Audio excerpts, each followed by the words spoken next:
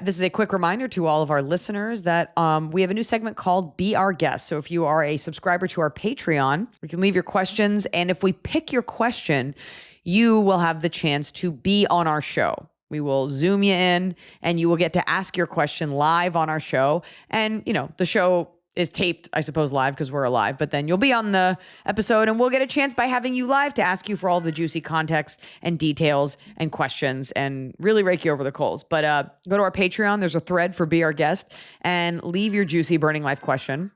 And we'd love to have you on the show. Ask me. Ask Iliza anything. It's time to ask. Ask me all your questions. You know what is such a betrayal of trust, and I'm suffering from this right now, is Google Maps. Like, we trust this thing down to the second to give you accurate arrival information. And you trust that it's like taking into account all the traffic, all the people, like it just knows who's going to pull out and it's going to tell the future, pull out of their spots and get in your way and what's going to happen. When you're sitting in traffic and you're watching the minutes tick up and you're like, oh, I thought you could predict the future. Like you gave me, I know it's an ETA, but like we all take that as like a true TA, a true arrival time.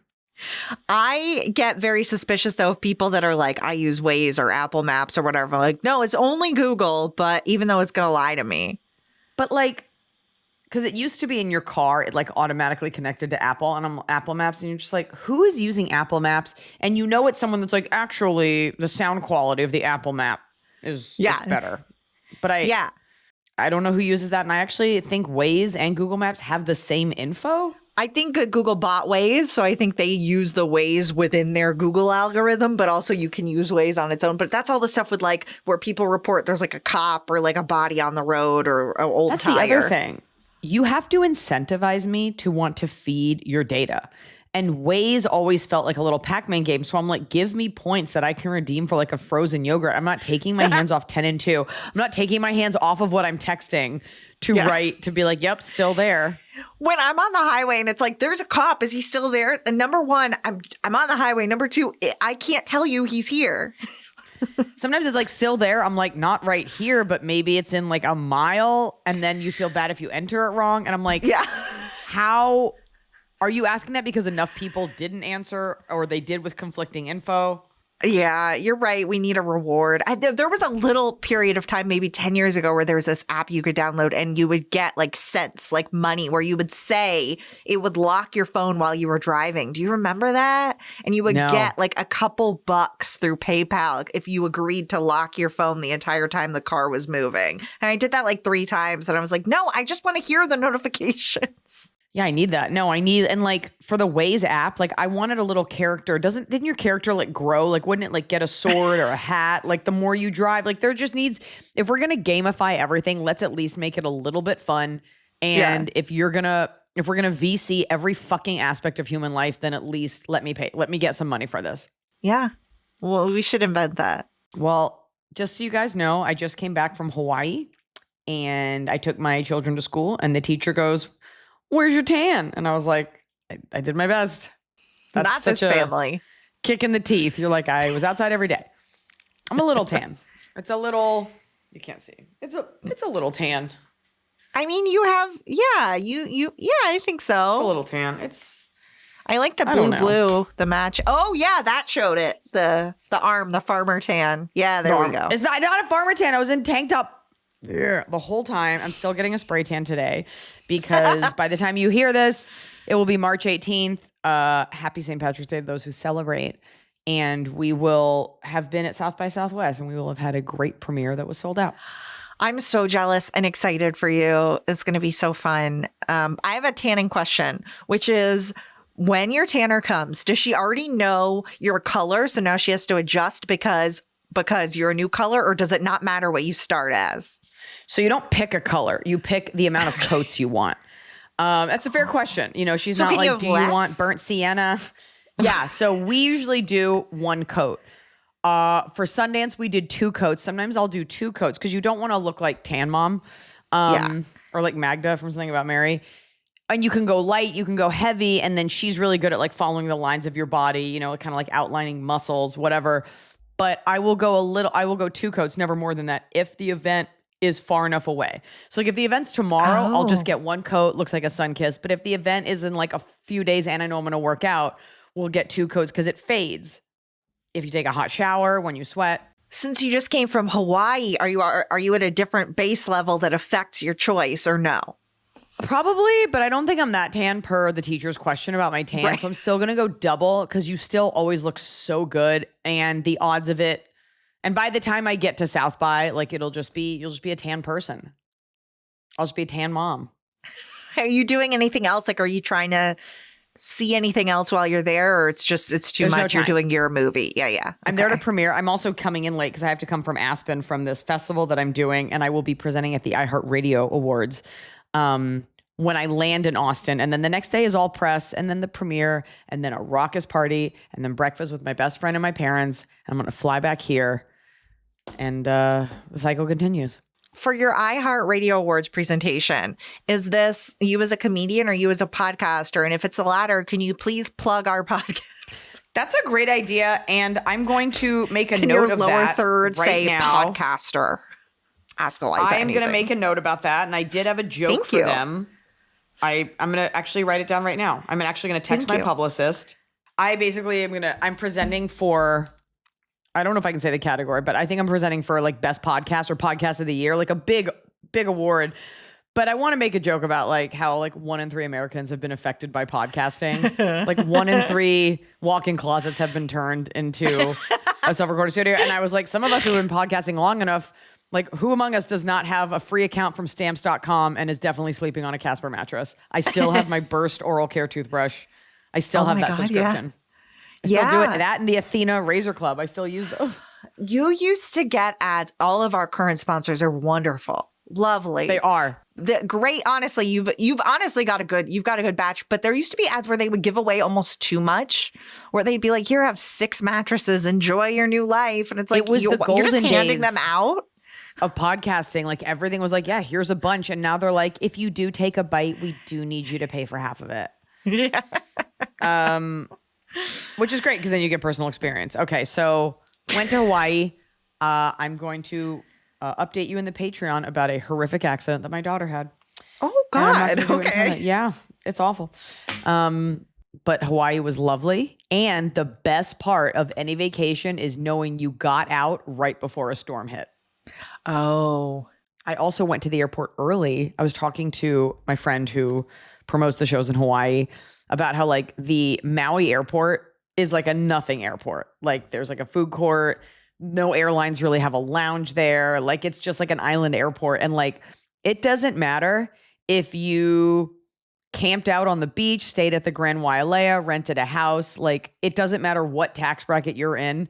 You are all in Gen Pop at OGG at the Maui airport. Like it is, he was like, he called it the great equalizer. And I was like, yeah, you think you had a family vacation, like a fancy one? Well, now you're at the Maui airport and you got to sit here and you can eat at a Sammy Hagar bar and grill. And that's about it for 2.5 hours because you got there early because you thought TSA was going to be a problem and it wasn't. Mahalo. All right. Let's help. Let's help the people. We got a lot of good questions. I was perusing. I know people are really, thank you, everyone. You've been doing great. Hi, AIA crew. I need your help with a moral dilemma. I am a 22-year-old female who graduated from college this past summer. I majored in visual arts, animation, and minored in graphic communication. I've been looking for... When you say graphic communication, she's like, and I f***ing love it like I love cocks. This is graphic communication, dripping wet. Smell you Oh, later. she All right. should use that. She should use that joke. at her Her sign off should be like, lick my asshole, Susan. Major in graphic communications professional. Graphic Yeah. communicator specialist. Okay. I've been looking for jobs in creative fields, mainly motion graphics / graphic design, but haven't been successful. My mom has a friend, let's call her Sally, who has been kind enough to help me try to find work. Whenever she hears about an opportunity that might suit me, she lets me know about it. Recently, she called me and told me about someone she knows, let's call her Jane, who, like me, was looking for jobs in graphic design. Apparently, Jane had taken some classes at her local library that taught her how to use AI for graphic design. Sally told me that after Jane added her new AI skills to her resume, she got more interviews and eventually found a job. Sally suggested that I contact Jane to get more information about those AI classes so that I can hopefully boost my resume too. The only problem is, I know this is a really hot button issue right now. Well, it's just more of like, I have the real degree and now I have to call someone who went to a library to see how they like found the shortcut. Fuck me. Fuck Jane. I hate Jane. The only problem is I'm not the biggest fan of AI. Of course, I've used AI. We all have. It's practically built into every platform these days. However, I'm not the type of person who goes out of their way to use it. I've never used ChatGPT. And as an artist, I'm against generating art using AI. If I were to work for a company, I would not feel comfortable using AI. I think about how irritated I feel whenever an AI-generated advertisement pops up, and I don't want to become part of the problem. All that being said, I'm feeling desperate. I've been unemployed for many months now, and it's taking its toll on me. I really want to get a job as soon as possible. If what Jane says is true, and she actually got offered more jobs because of her AI skills, maybe I should do the same. What do you think? Best wishes, Zoe. Well, Zoe, the truth is we are living in a post-morality world, and your convictions don't amount to a hill of beans. And I'm so sorry. This is unfortunately the way of the future. And we can fight it as real artists all we want. It will eventually subsume everything. So the question is, do you want to go into this starving or do you want to go into this with your eyes open? You do not have to become an AI-only artist. And there are plenty of people still looking for hand-drawn things and that kind of art. Better to join them than try to beat them because you're not going to beat it. I think, first of all, you talk to this girl because you don't know how much of that's real and you don't know what kind of job she's getting offered. You're getting this secondhand information based on someone who like took this up as a hobby. I think it might be worth looking at these jobs and seeing like, are these firms and places that use AI? Because you do need someone with a creative mind at the end of the day to adjust it. And so if you know, I don't think it's the worst thing to kind of evaluate the playing field, talk to this girl, and maybe ask for advice at some of these places, not a job interview, just asking for some advice. And if they're like, yeah, we're really into AI, that's all that we're hiring. And ask some friends of yours to do it. And if that's the temperature that's being taken, then maybe you might have to get into that versus fighting it just to give yourself the competitive edge. And then no one's going to check to see if it was AI or you drew it. Well, okay, coming from a slightly different angle, I would guess some of this is people know that they can get AI art very cheaply because the very bad AI art, no effort's being put in. You're just generating something. So I would be very curious to know what kind of job Jane actually got. I think some people are yeah, come in and chat GPT us something. We'll pay you $6 an hour because that's what your labor is worth because there's no labor. That's right. So I think being aware of that, but also there are some ways to use generative AI. It's built into Adobe Photoshop now. So I think having the understanding of those tools, those generative tools, not the ones that create full art, because I agree there is like a moral ground there. And I think the company you actually want to work for will feel similarly, but understanding how those tools can maybe enhance the real things that you're doing. I don't think getting some education in that area, but I think it actually could turn some companies off from you to say AI skills, even as it turns on other companies that might not be a fit. So go into it with an open mind. Think about the company you're targeting. Do your research first. I disagree. It is never a bad thing to have skills. And no one's going to look and see that she has that full degree and all this work. And you're like, and I added AI. That's like being like, I added Excel to my administrative skills. It's like, well, you're focusing too much on the numbers. What about Word? Like, it's never a bad thing to have those. Now they're like, well, if you put Excel on there, it's actually bad because you actually should just know Excel. Shouldn't you? I'm just thinking of like when the robots are reviewing your resume. I think you got to do a little bit of due diligence. You got to see what other people are doing. To what extent do you need to know AI? But the truth is, you're only 22. In 5 years from now, when you'll only be 27, like AI will be at a whole other level. Like the answer is the bullshit never ends. Like just when you think you've gotten a hold on whatever industry you're in, unless it's something ancient like butchering, there's always going to be, stand-up comedy. You're like, look, I did the Tonight Show. It's like, who cares? Who even watches that? Or for stand-up, you're like, oh, you have to have 1 trillion followers and make your own clips. Like it just never ends. So strap in and strap on and know your enemy. Talk to this Jane person because this is going through your like aunt and like she took a class at the library and someone hired her, there's no way. There's no way she's that gifted at it. Like, you don't know if it was like a local copy center was like, sure, make us a flyer. We'll give you free copies. Like, just before you panic, get the info. We're going back to our roots with this question. Hello, Pod Squad. And another welcome to Glenn Millie. I have been using some of your wedding advice that you've given in the past, not inviting people out of obligation, bridesmaid selections, etc. But I believe I have a unique question that could really use an unbiased opinion. An unhinged opinion. And this is from the bride-to-be. I'm getting married in September, and I'm up in the air about who will walk me down the aisle. My dad passed when I was 9, so I grew up thinking my mom would walk me down the aisle as she never remarried. Well, she passed when I was 19. Ugh. A lovely family took me in and ultimately adopted me at the age of 20 so I could have health insurance. So that's nice. So legally, Yeah. I have 2 living parents. I am very grateful for them and all they have done for me. But having my adoptive dad walk me all the way down the aisle doesn't feel right.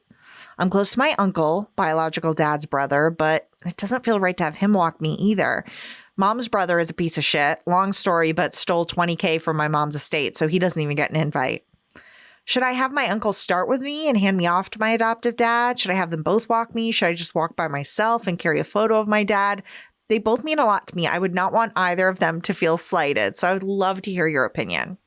Definitely carry a photo of your dad. That's very sweet. You know, there's nothing wrong with splitting it.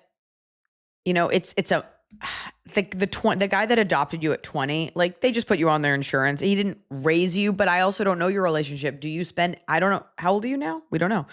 Do you spend every holiday with them? Have they bought you birthday gifts? Have you gone on vacation with them? You know, I think there's like a little bit of, you're angry. You're like, I want my actual dad there. I'm pissed that the rest of this family's weird. Has your uncle been a father figure to you? I think we make a really big deal about who walks us down the aisle. And at the end of the day, there are some optics involved. And I hate to say this to you, it actually doesn't matter because you will never think about it again. My mom is the reason that I have everything. And my stepdad played a large part in that. And I grew up with them. But it would have just been an unnecessary slap in the face to not have my dad, who was there for me, but like I lived with my dad and my stepmom. Like it would have been wrong to exclude either, but it would have been weird to only have my stepdad, not my dad. And I have both parents. So I just did that. Even though, despite the fact that Randy had been like a father to me, I did have my father there and my father's great. And but it was a thought because I was like, do I have them stop halfway and have my dad hand me to Randy and then Randy walks me? But my mom is really the one that did all of it. And at the end of the day, I just had my dad and my mom. Because at the end of the day, you should do what's easiest. What's easiest to me, I think you could go with both. I think you could walk with your dad, with your uncle and your adopted dad and hold a picture of your dad. Like it really is. And I don't think either man will actually care because they're men. I think they'll be like, whatever makes you feel best. I think you're going to want someone to give you away. Walking by yourself, I understand that your parents are dead, but if these people have done nothing for you, maybe, but that does send a specific message. I think it'll be nice to have somebody walk you. They don't have to be giving you away, like take my daughter's virginity, but just in the spirit of like a father figure. And I think that's really lovely that you'd either carry a picture of your dad or have a picture of him maybe on a little of your dad and your mom on a table at the altar. Yeah. Because it's not about giving you away. You're not chattel. It's about, think of it more spiritually, like they're bringing you to this person. I also wonder if I do like that, you know, keeping your dad with you, but I just wonder if you want in every picture of you walking down the aisle, your dad's picture on you. So I wonder if your dad's brother can carry his picture as he walks you down the aisle as well, as he's kind of like the surrogate for your dad. The answer is any of these will be fine. Yes, these men honestly, will be okay with any of it. No man is going to be like, but I put you on you got free dental health care because I was there. It's fine. What you want to do is the path of least resistance. You're going to feel fine either way, and you're not going to think about it for another second once you reach your husband at the end of the aisle. I promise you. Yeah. Hi, Liza and Emily. I need your take on a unique issue that at this point feels like the universe is playing a prank on me. 6 different men over the last 2 years have said that I seem, quote, innocent. It started with one cowboy type I dated who turned out to be a douche. Now, the most recent was a man on a dating app who I'd matched with 5 minutes before. I'm immediately repulsed and confused by this comment and personally believe these men are either hoping I respond to prove I'm not innocent somehow. Oh, that's the worst girl. Like, let me show you. I can tie your socks in a knot with my tongue. Or they want to corrupt me, or they have some weird virgin fetish. What do you think? Yeah. For context, I'm 25 and have been told I look young. Besides that, I can't tell what prompts this comment. Love the pod, Shannon in Arizona. So she included photos for us to judge, but also like a conversation where she's messaging with a guy. She says, "Hi, you're cute." And the guy says, "So are you. You look so innocent," which, oh, barf, immediately gross. Yeah, it feels like super pedophilistic. Yes, you it are does. adorable. I appreciate that you have some tattoos. A little edgy, adorable baby bear. You have a very young looking face. You could definitely say you're in high school and I would buy it. You're just sweet. Yeah. Innocent is triggering because that's like a very porny word. If he was like, "You look young, are you sure you're 22?" Or "You have such a young face," but innocent, it's just too sexual. And it's a bummer because he may not mean it like that, but like you also don't want someone that doesn't realize how creepy that word is. So what you're actually locking into, it's infantilizing, and what you're locking into is a verbal indicator and a social indicator that you guys are not on the same page. Like, I will bet my entire life savings that Noah would know that someone saying you look innocent is like creepy. What you're actually looking for is someone who's on the same wavelength. It's less about the comment and it's about the fact that you would say a word that you know, like that is weirdly so loaded so quickly. So I get it. And you do look, and you're wearing like, you're just cute. There's nothing edgy about these. It's like a tattoo of flowers, whatever. But my answer to you is, if you want to stop getting these comments, then in your bathing suit picture, I would take off your glasses and I would crop out the rest of you so it's just your boobs and your face, like closer. And the other one is sweet. You're in nature. You're holding your hand. You know, you look like you did like a custom cocktail menu at like a hipster bar. Take different pictures. See if you get different reactions. Yeah. Or this is you and you just need to weed out the men that say the weird things. That's totally fair too. But you do look really young. Yeah, but I get why it bothers you, because it would bother me too. There are certain things, especially on dating apps, when men just immediately say something. You're like, all right, never mind, bye. You know what it is? I'm looking at the picture of you below the bathing suit picture, and you're just smiling in this like very cute like glamour shots pose. I don't know who told you to put your hand to your face, but don't do that. Your hair is not dyed. It's like this beautiful auburn color. It's like everything about you is very natural and very soft, and that reads very young. It's a look that we all wish we could do. So maybe stay out in the sun until you get like weird lines, and then come back and see us when you're not so innocent. Yeah. I feel like this isn't even something that you necessarily change. Like, we're just validating. No, there's nothing for you to do.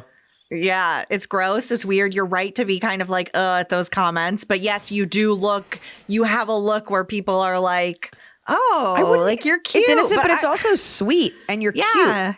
Yeah. So those guys are creepy. Yeah. And if they're not creepy, it's just uncomfortable that they use a creepy word. Yeah. But yeah, you're adorable. Right. You're fucking adorable. Enjoy Keep it up. Hi, Iliza, Emily, and the rest of the pod squad. I have a friendship/relationship dilemma that's been eating me alive and would love to hear your take on the debacle. Okay. I have been friends with Judy for almost 3 years. We met during an out-of-state program hosted by our university. At the time, she was deeply in love with her best friend, Mitch. I have watched her be heartbroken over this man, knowing he did not reciprocate her feelings.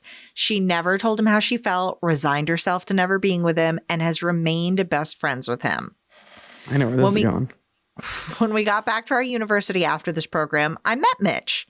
He's incredibly charismatic and attractive, and I can see why she was so into him. In fact, he has a bad habit of making girls fall in love with him like this, since he's naturally just kind of flirty with everyone. That said, I knew we certainly wouldn't be compatible. Aside from the Judy of it all, he was immature and had a lot of personal work to do. As time went on, Mitch and I also became friends. Truthfully, even though I knew we weren't compatible and that it would betray Judy, I developed feelings for him. I didn't act on my feelings or tell anyone about them. Judy started dating a wonderful guy named Edward a little over a year ago, and he's become good friends with Mitch. However, Everything changed last year when Mitch began to develop feelings for me and go through a lot of personal growth. Or he's just hot and now you're okay that he didn't grow. He never acted on his feelings, especially because he knew he was moving away for graduate school. But after 6 months of being away at school and coming back to visit periodically, Mitch admitted his feelings for me and I reciprocated. We entered into a long-distance relationship a little over a month ago, but have been keeping it secret from our mutual friends because it's so new. I truthfully do feel guilty, like I'm betraying Judy. Separately, I've been directly asked about what's going on in my love life and if I'm seeing anybody, and I've lied. Well, you're not really seeing him because he doesn't live there. Right. I've also lied about my feelings for him over the past year, as all of our mutual friends have been made aware of his feelings for me. He hasn't been slick about it, LOL. And Judy doesn't know? Judy is aggressively not wanting to know, I'm sure. Yeah, Judy knows. I've always shut it down and honestly was comfortable taking this to the grave and never acting on it, given all the complications. It was Mitch who confessed his feelings first and brought up the idea of long distance, not me. And yet I can't help but feel like the most terrible friend in the world. I really want to step into discomfort and repair trust through radical honesty. My guilt would disappear if Judy were cool about it, as she's my main concern. The rest of the social fallout with our mutual friends is something I'm more prepared to deal with and know will pass. But There's not going to be social fallout. Nobody cares. I don't know if I'll ever be able to preserve my relationship with Judy. Even though she has Edward, I think a part of her will never be over Mitch. I have never been in a relationship and have wanted this with Mitch for a long time. And I do think I deserve to be happy and that I'd regret not trying it out with him. But I recognize I'm being selfish, putting my feelings above Judy's. No, you're not. No. Mitch is coming back to visit in a couple weeks and the cat will be out of the bag. How do I tell Judy about this? I want to take her aside and have a private conversation with her before he arrives, but how do I navigate it? Thanks in advance for taking the time to read this and weigh in. Any advice would be greatly appreciated, as I could really use some We Are Big Sister energy in my life right now. We are Big Sister. My question to you that I'm also going to answer is, what's the alternative? All you're doing is delaying the inevitable. What's your alternative? You end up fully dating Mitch and you just never tell Judy? The only answer is the path of truth and right through it, right down the middle, which is you pull her aside and you say everything you just said to me. And you're not being selfish. In fact, you put yourself second to a woman who is already in a relationship. And you don't know what she's going to say. You don't know. She could be like, oh my God, like, I think I'll always love Mitch, but like, I'm so happy for you guys. It would be monumentally selfish of her. This is not like her brother or like a high school crush, a guy she lost her virginity to that she dated for 10 years, an ex-husband. It's a guy that she liked that didn't like her back. And I have never been a fan of women getting to just pick all the guys they like and then they're off bounds. Wow. Off limits to their friends. I've had friends like that. And you're like, so what? Because you like this guy who definitely is not into you. No one can ever talk about him again in our small group of friends. Like, are you kidding me? You're not betraying her. You were a very good friend. You guys have gone through great lengths to not be together and you like him. And it's long distance. So she can like throw a little tantrum, but she really doesn't have a leg to stand on. You've been a very good friend.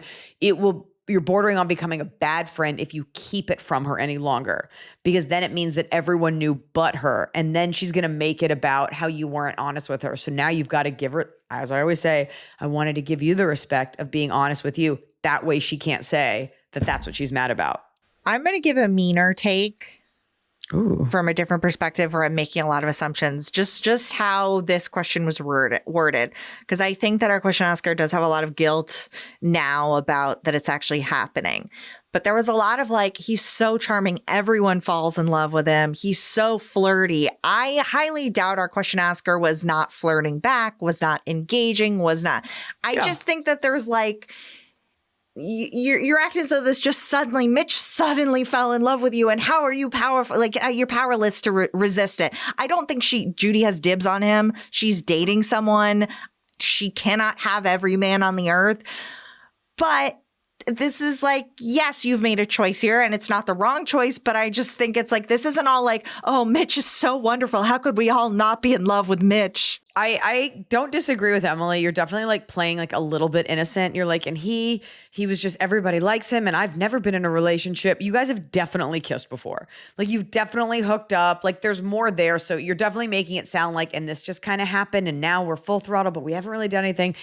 The truth is it doesn't matter. What matters is that you tell her as soon as possible, honestly, so that you can enjoy your fucking life. And maybe she will be heartbroken. Maybe she'll be like, why did it have to be Mitch? It's like, we're all in the same friend group and it just happened. He's not into you. And also, like, do you want to have this conversation in front of Edward? Right. Like, you don't get to hold on to everyone. You can hold a little torch. You can feel a little sad. She's allowed to feel a little sad. We all have those people in our lives, but she cannot, as a good friend to you, hold it against you. She'll feel a little sad because I would guess a big difference here is that you're more attractive than Judy if I had to just sight unseen. Definitely. Otherwise, he would have gone for you. Right. He would have gone for her. Exactly. So she can feel sad.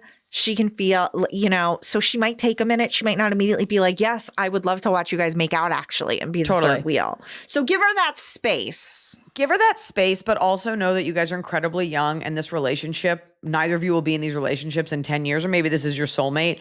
When we're young, we tend to make these decisions because of our friends. A lot of decisions like, well, I don't want to betray my best friend. And your best friend's like, I don't give a fuck. And you're abnegating yourself these experiences. I remember I had these roommates and I wanted to go do a program in Europe and in college. And they were like, no, like you said, you'd be our roommate. And I didn't go because they were like, you said, and like they weren't wrong. We'd signed a lease. We could have found someone else, but like I didn't go because of these girls that I literally never talked to again. One of them. Hi, Natalie. And so you're not doing anything awful. This is the way it is. She's going to feel bad about herself regardless. She's got Edward. And even if she didn't, it's not like you went and like stole her boyfriend. No. Yeah. That's not a fun position to be in. No, but give her the chance and be honest. Be radically honest. Don't front load her with information. She'd be like, we put it off for a while. I really didn't want to hurt you, but it's gotten to a place now where like it would be hurting you to not tell you. And be as clean and honest as possible. That way, all she has to wrestle with are her own feelings of being a bad friend. Because you've done nothing wrong. Dear Iliza, this is both exciting and depressing. And I think it will be an easy problem to see why both issues exist simultaneously, as you are also a middle-aged woman who is alive right now. Okay. That's all right. I'm 44 and have spent the last 30-ish years of my life chasing. We're different. I'm 42. Yeah. Oh, I'm 43, so I have no idea what you're talking about. Can't relate. Spent the last 30 years of my life chasing boys and being in bad relationships. I spent the majority of my mid-20s to early 40s believing it was my fault because I had a bad picker and wished away red flags. I also believed I was deeply flawed because I wanted so desperately to be loved by a man and would sacrifice my self-respect just to be in a relationship. Yeah, after like with a hot one? Absolutely. Absolutely. Like Mitch? Yeah. Hot Mitch. After many years of, I feel like Mitch is not that cute. Okay. After many years of therapy. He's like Wisconsin hot. Okay. Attending workshops, reading self-help books, turning over every stone to figure out what was wrong with me. About 6 months ago, something clicked and I realized nothing's wrong with me. I just needed to respect myself more and look at men with clear eyes, not rose-colored glasses. This all happened after getting divorced and then having a baby with a man-child whom I was not married to and now share custody of our son 50-50. But I'm glad I have arrived in a better place regarding relationships before I'm dead. Sure. That's a good timeline. So now that I see relationship dynamics, misogyny, patriarchy, and societal pressures on women more clearly, I struggle to be supportive of my girlfriends who are in bad relationships or marriages. What used to seem like men being men and just putting up with BS, now I see as abusive, manipulative, immature, and lazy.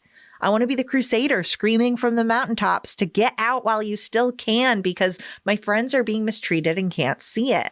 They're either still buying into the being a good wife story or they've been in it too long to realize how bad it has gotten. I feel the rage of 44 years of being a woman in today's society Every time I try to listen and be supportive, and I find it so difficult to just nod and say, and what kind of support are you looking for from me? Just listen, gentle encouragement, problem solving. I try to be careful before I wield the sword that will destroy their relationship, but it takes everything I have not to tell them this is toxic and going nowhere. I feel like I'm getting angrier than they are because I have been gifted the hard-won wisdom that makes it easy to see you should not stick around to see what happens next. So my question is this: how do I help my friends who are where I was 10 years ago, thinking everything is their fault? I know I don't need to fix anyone, and most of them are already in solo therapy or couples counseling. So I'd like to be able to just be a witness and grab sushi with them on a Friday night like a normal person. But the fire inside of me is burning bright, and I feel a bit of responsibility to help my friends see what they are experiencing is not normal and life can be so much better. How do I do this? Do I do this? It's so hard to stand by and watch. I know we're all on our own journey, blah, blah, but it feels irresponsible to not say something. Maybe I should just suggest they write into your show so you can tell them instead of me. Thank you for all you do, Angela. Number one, you should absolutely have them write into the show. Everyone should be listening. That's number one. Number two, as I get older and as I gain wisdom, which is the only upside to getting older, is that you get a lot of perspective and information that literally no one wants to hear. Because I watch women who are younger than me. I watch younger comics. I watch younger just people online wrestling with the things that we all wrestle with. It is your life. It is part of your passage, right? You would not have taken that advice. So it's kind of unfair that you expect them to take that advice. It's kind of like when someone's like an addict and then they find the Lord and they just want to talk to you about that. You're like, okay, you weren't talking about this when you had like a needle sticking out of your arm, puking, like standing sideways over a trash can. Like, you're not better than me just because you figured something out that some of us figured out already, like way later. Sorry.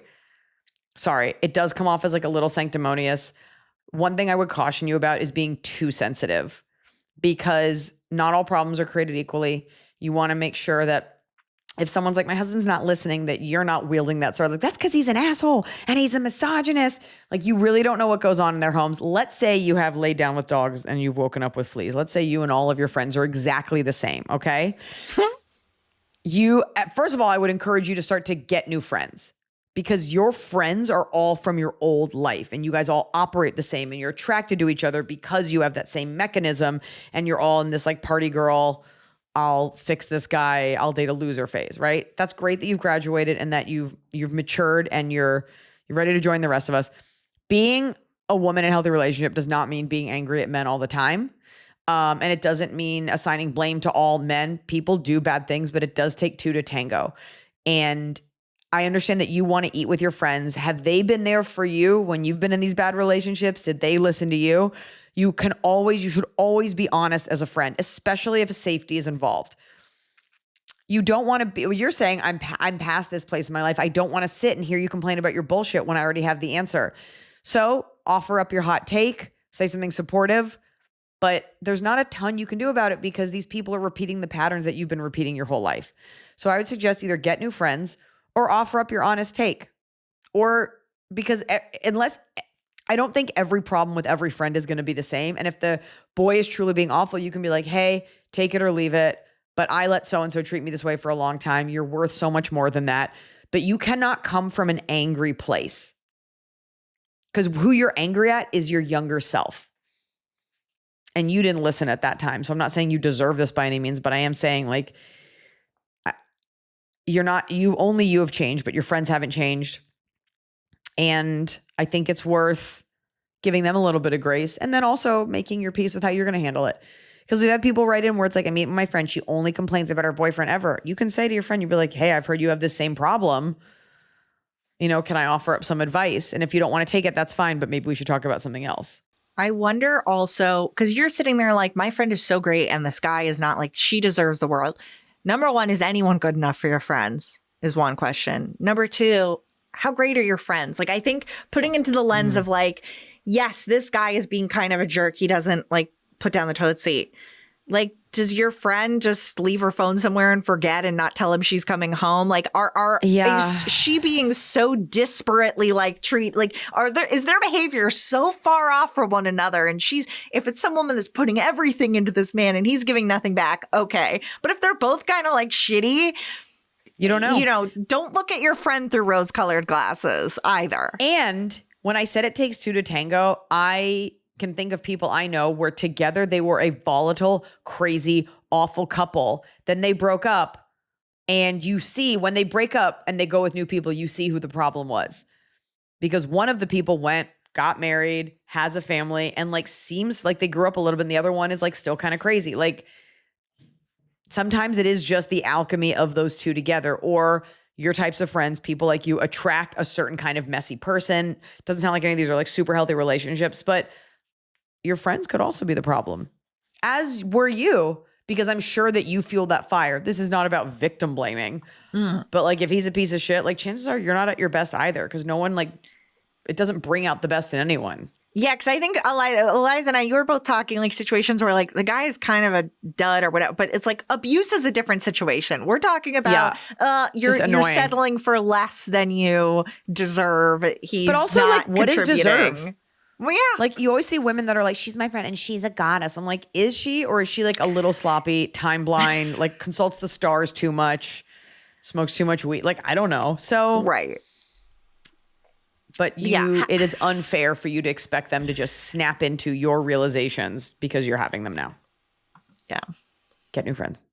Hi, Iliza and Emily. I, Annie, 29, female, am at a crossroads in my career. In October of 2024, I moved back to Pittsburgh after 6 years in Atlanta. I grew up here and my parents still live here, while my siblings both live out of state. My field is small enough that it's not uncommon to have to move across the country for promotions, so when the job came up in Pittsburgh, I took it. There were a lot of reasons to leave Atlanta. I was tired of the city, and it would have been a big step in my relationship that ended when my ex told me he was not moving with me 2 weeks after I moved up here. Yeah. It's nice being back up in Pittsburgh to be close to my friends and my parents, or being close to my parents goes in both pros and cons column, but I'm the only child that's lived in the same state as them as an adult. In summer of 2025, my former boss in Atlanta, Troy, abruptly left our old job and I applied for the position. I didn't get far in the process due to having an interview I wasn't proud of. Well, that search failed and the position just got posted again. I like the social and personal aspects of being close to a lot of people in my life in Pittsburgh, but I liked my job and the company in Atlanta much more than I do here. If I knew Troy was going to leave in 6 months, I would have waited it out and stayed in Atlanta instead of moving home. Here's the juicy part. My director, Jeff, in Atlanta, was a great mentor and friend to me. He was really supportive when my ex left and has continued to support me in my career. Before summer, when Troy left, Jeff and I began flirting over text. He initiated it, who's surprised, and after being devastated by my breakup, it was nice to get attention from someone who knew me so well. It also didn't hurt that my ex always thought there was something between Jeff and I, so it felt a little bit like revenge. I've been flirting with Jeff for over a year, only seeing each other in person twice. One time we hooked up and one time we did not. I'm sure you've already guessed by now, but between last summer and now, I've developed a crush on Jeff. I'm not thrilled about having these feelings, and my mantra has been the only way to get over someone is under someone, but unfortunately, I've still not learned to turn my feelings off, and I haven't met anyone I really connected with. It isn't anything deeper than a crush on someone who was there for me in a bad time and made me feel pretty, but I wouldn't want to feel that way in a professional setting. I really miss the work I did in Atlanta. It would be a significant pay increase from what I'm making now. If it wasn't for my feelings for Jeff, applying to this job again would be a no-brainer. I don't think I felt anything that deep for Jeff the first time I applied, so that wasn't a factor in my decision-making. I'm in a better mental place now. I know I would nail the interview. My pride wasn't hurt by not getting the job the first time, and Jeff gave me feedback on the interview.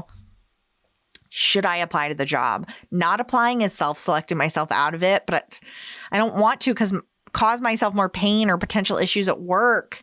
Even if my feelings go away, there's still the we've seen each other naked tension and knowing we're attracted to each other.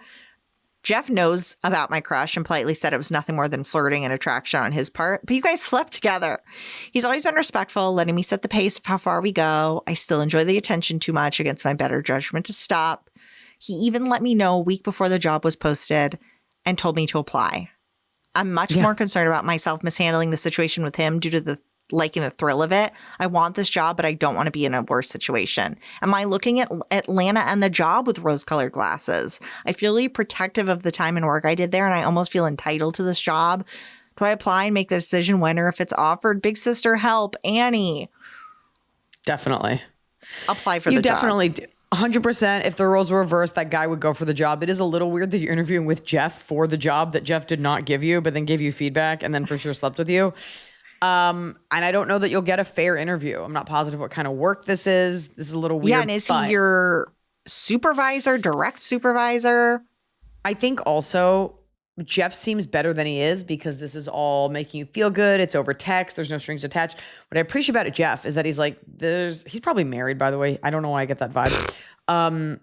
Jeff is like, this is no more than just like flirting. And I do think people can work together once especially if you have like a mutual respect. Like I do think people can coexist, work together if they've hooked up. Like big fucking deal. It was one time. Nobody's trying to initiate a second time. Go see if you can get that job. And then you can let your brain run wild with all these other scenarios. Because the fact that you feel entitled to it, it's not going to be a bad reality check if you don't get it, because obviously there's something else you need to fix. But like, go get what's yours. And by the way, I was going to say, fuck Jeff. You already did. Jeff may not be there. He left. He might leave just like Troy did. Or he likes you a lot and he actually respects you and he just thought you were attractive and you guys can still work together and he's not a dick. Go see if you can get the job. I think there's something very cool or very like promising about the fact that he encouraged you to apply again. He didn't make it weird because you guys slept together. He was like, oh, the job's up again. Like you should go for it. Like I think that that's a good sign that he can stay cool in this job. Can you stay cool is the question. Can you You're stay gonna cool? have to, because you should apply for this job. And the idea of like Pittsburgh will always be there. You can always go back to Pittsburgh. You say you're the only adult near your parents, but and you like being able to see them kind of, but it doesn't sound like Great. You'll see them at the holidays. You can just take, I don't know. You'll have to transfer. I don't know if there's direct flights, but I'm sure it's fine. Go see if you can get this job first, because right now I think you're living in a little bit of a fantasy world. It might be rose tinted. Go see if you can get that job. Go from there. And then you might get there and be like, ooh, Jeff. And he's like, okay, that's fine. Or he's a nightmare. Yeah, maybe during the interview, he's like, what else? How else would you sleep with me for the job? And that's when you pull out your phone. You're like, I've been recording this the whole time. So give me my fucking 401k. Yeah. So now you have to give me the job. Yeah. Hi, Liza and Emily. My husband and I recently bought our first home. It's a co-op apartment in a 16-floor building in New York City. We love everything about it, but there's one issue I want to know how you would handle. Pretty soon after moving in, we learned that the neighbor directly below us smokes a lot of weed, like a lot. Starting around 7 a.m., our apartment fills with the smell regularly every 3 to 4 hours throughout the day. I think the problem is compounded by the fact that they seem to smoke out the window that faces a courtyard, so the smell is carried directly up the walls and into our windows. The smell is so strong it sometimes makes me nauseous. I can only imagine that they are smoking medicinally, given how frequent it is, but I have no idea. We've never met this person. Maybe they'll die soon. It's getting to the point where I feel like I really want to say something, but I'm not fully confident that I'm within my rights to do so. I worry what their response will just be, I have the right to do whatever I want in my own home. How would you counter that? I don't think you do, actually. If they turn out to be hostile, should I bring it up to the co-op board? I also don't know how long this person has lived here, if their smoke bothers anyone else in the building. Thanks so much for the input. Love you both so much, Rosemary.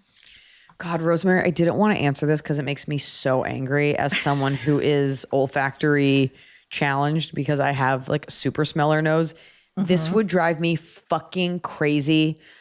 Not being comfortable in your own home, whether it's a bad neighbor or a dog barking or a smell, anything. It's the worst feeling because that is where you go to get centered. You definitely, and like the truth is, it takes the sting out of it a little bit if the neighbor's really sweet and they're doing their best. But the truth is, like, there is no your best. Like, those are old walls. It's going to seep up through it. And then they'll be like, okay, I'll only smoke outside. Then it'll be outside every other time. Then all of a sudden it's inside and then it's cold. I didn't want to go outside. It's like you want to try to be amicable, but chances are that person is not going to be like, great, I'll go take a walk or switch to gummies. And I don't know that they have the right to do that. I don't know the weed laws in New York. I mean, I live in LA where people are just inhaling fucking dragon pulls of vape and smoke and weed at all times. And people think it's really cool and it's fucking disgusting. I don't know the rules. I think you should go to your co-op board, maybe talk to the president and ask. Maybe the president's like, oh, that's Janet. She's on her last legs, or we've talked to her about it. But you deserve to be comfortable just as much as this person. And I'm sorry, just because it's weed and like that makes you like chill and whatever. Like that doesn't mean they have a right to comfort over yours. You also have a home. So I would see what your rights are, because if there's no smoking cigarettes, like I know weed is legal, but like, I don't know. Are you allowed? Isn't that infringing on your rights as well? Can you read the co-op laws?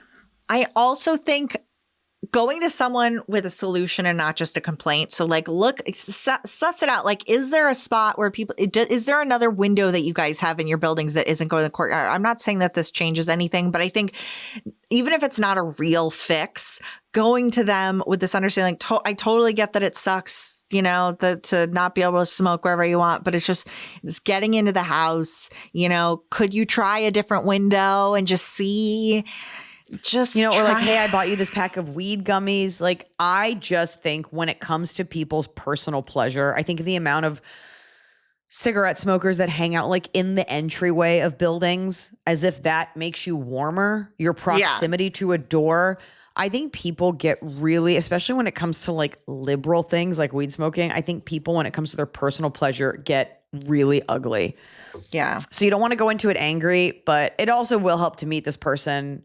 And if they're really cool and they're like, I am so sorry, then you can work together. But the truth is, it doesn't matter how. If you meet them and they're so riddled with cancer, the smell's not going to bother you anymore. True. Do you know what I mean? But I think that's fair. Like, because it's going to bother you. You're not going to be able to sleep. Like, it's going to bother you. Maybe you're like, can we put dryer sheets like in front of your window or something? But people really get weird when it comes to putting personal limitations on their pleasure. Like my neighbor who installed their air conditioning unit illegally, and it's supposed to be on their roof, but it said it's on the side of their house and it vibrates my bedroom. And this guy would not. I was like, I will pay for the crane to come and move it. And he just like wouldn't answer his texts. Like, people just do not give a fuck about their neighbors. Has it stopped bothering you yet, or is it still bothering you? It has. And the truth is I have tinnitus now. And so I don't mind like a sound. It is annoying, but I also was just like, okay, I guess we're just going to all pretend like this is cool. Yeah. I don't know. Top of the cob, starting with bottom. It's the top of the cob. We're doing it right every day. You just take a bite, top of the cob. Fan bottom. A very Emily bottom, a listener shares. Spayed my kitten this week and confined her to the bathroom. She had a party in there. Broke the toilet line with her cone of shame. Made a splash pad out of the bathroom. Haven't had time to fix it because I work 2 full-time jobs night shift. And there's a picture of this like a busted pipe. Like a kitten was just in there going berserko. So join the Patreon to see people's cobs and pictures. That's in the free area. Yeah, that kitten rage. Yeah. What's yours? My bottom is, it's so hard not to argue online. And we kind of got into this in your Patreon last week, but just I posted something on Reddit and people are commenting on it. And I want to fight that. And I replied to a few things like really like thoughtfully, like, oh, you know, I don't quite agree with that opinion, but, you know, I can see this. And then people just keep replying the stupidest shit. And I'm sitting here like, I want to argue with them, but what they're saying is so stupid that there's no point. It's not like it's like a difference of opinion. It's like you're an idiot. And this is, to top it off how stupid this is in the horror subreddit. So it's about like horror movies in general and their recognition at the Oscars. No stakes. No stakes. And I am sitting here seething, like looking at the comments, like, I want to reply. You're so stupid. But but knowing intellectually, there's nothing I could say to this kind of person. They're never going to read my comment and go, oh, yeah. Never. It's how I feel about arguing about Judaism. I'm like, you hate me because I'm Jew. Okay, I'm going to leave it alone. You can't. It will steal your joy, and I've let it steal my joy. Speaking of stealing joy, I was going to make this the Patreon, but I'm actually just going to make it bottom. This, and then the Patreon will be about a sea turtle, but you're going to want to hear it. Because both involve people, like, kind of annoying me. Basically, my bottom of the cob was, we're at the Maui airport. We're lined up to leave. I have a thing where I need to get on the plane immediately. I just do. I have this fear that's never been actualized that, like, They're going to be like, you can't bring your bag and you actually can't get on the plane. I just want to get on the fucking plane so that I can deal with less of the airport. It's just how I am. We are walking to go get in line. My daughter was running and she turned, because kids do that. They run without looking. And when she turned around, I heard a like, oh, and she ran into this part of an airline desk that had been dropped down. So it was like actually like below my waist. Like it was a really low desk, fully camouflaged. And this little girl smacked her face into it.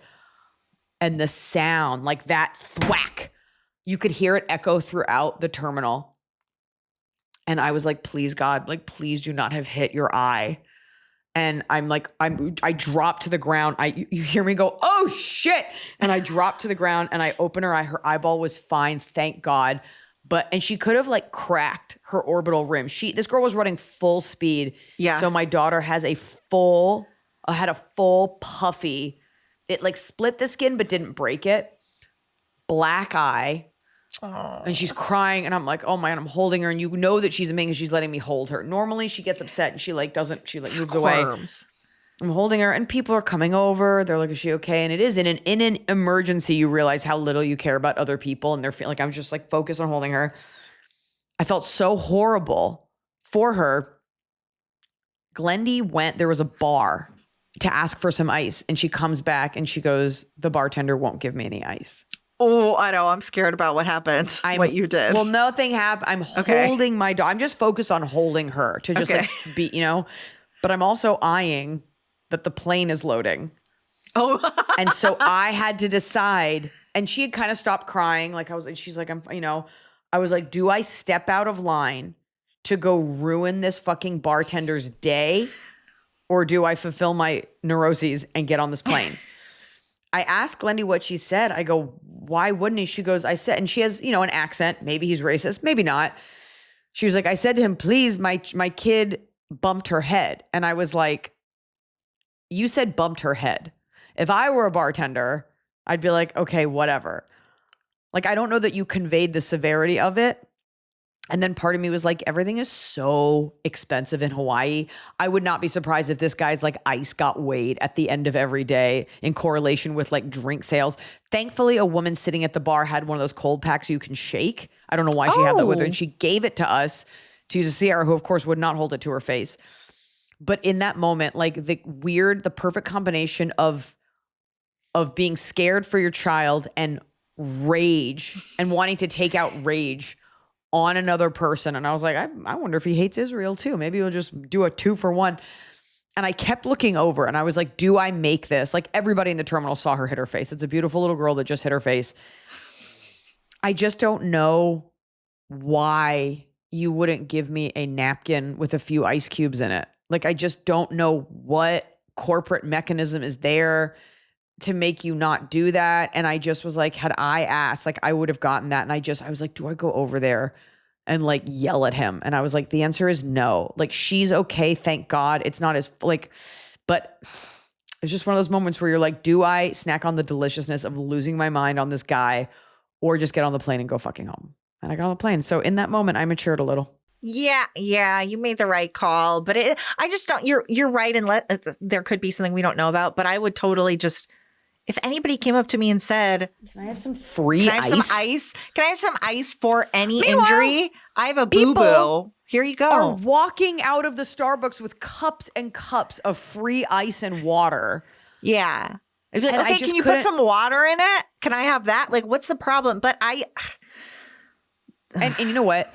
People will be like, it's not other people's jobs to raise your kids. I actually dis-fucking-agree. It is our society's job to always be kind to children, because my daughter might be the doctor that saves your life one day. Probably not. But people act like kids are raised in a vacuum and that society doesn't benefit from well-raised children who grow up to be healthy. Like, we weren't asking for free beer. I don't think this is a kid issue. I think this is an issue of anyone who's like, give someone some ice who has a damn boo-boo. Give me some fucking ice. There's no way. Like, everything on that island is like comedically expensive. Like, it's a joke. It is wild. And like, nothing is free. It's not, it really did make me appreciate like living on the mainland. Like, even just in their airport, like you go to LAX, like there are options. Yeah. And you go to these tiny places, like it's just not everywhere is like it is in the States. Things are not as abundant. Yeah. And so maybe it was like a weird ice thing, but that guy can go fuck himself. I hope even more of your hair falls out. Top of the Top cob. of the cob. A listener submitted a top of the cob that recent guest Fred Schlesinger would appreciate, which is, my daughter got the #1 spot on her co-ed middle school tennis team, and she and her best friend are the #1 doubles team for their school. I am so crazy proud of this kid. And then a picture of the child, because it's Patreon where you can post a picture of your child. So go see these children on Patreon. Fucking slamming on those boys. My top is, I have a box. I have an empty box, and I have all these other little boxes that have comics in them for my friend who sends comics here.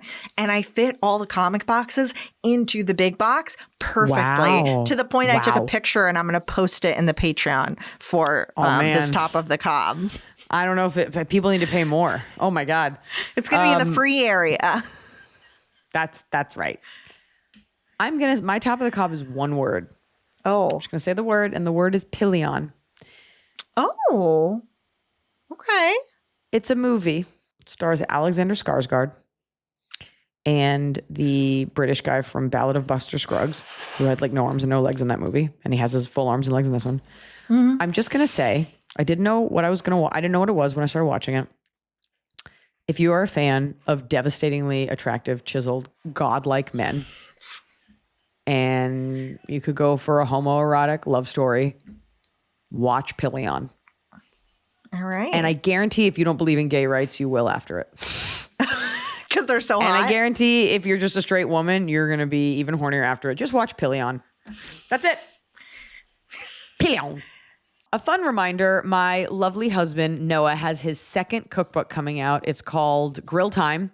Wanted to call it A Time to Grill, or To Grill a Mockingbird, but that sounded gross. It's called Grill Time, and I can tell you I have personally eaten literally every single dish in this book, and one of my favorite parts about the book is that there is a picture to go with every recipe, and that's coming out around Father's Day, but you can start getting your copy in May. So we're going to have Noah on the show, and so we're doing a call to action. If you have any questions, whether they be about feeding your family, cooking, grilling, anything about food supply chain, sustainability, anything about food, please write them in. We're going to have Noah on promoting his book, Grill Time. And this is a very quiet shout out, but Noah is also going to be on the Today Show coming up. And I will tell you guys what day that's going to be. I don't know if it's a secret, but we're all very excited. And coming up on one of our Patreons, I might take you for a little walk through the book, but it is beautiful. I am featured in it. So is our dog. So is our family. And it sheds a whole new light on grilling, which I think you think is only for guys, but turns out girls can grill too. Good girl, bad girl.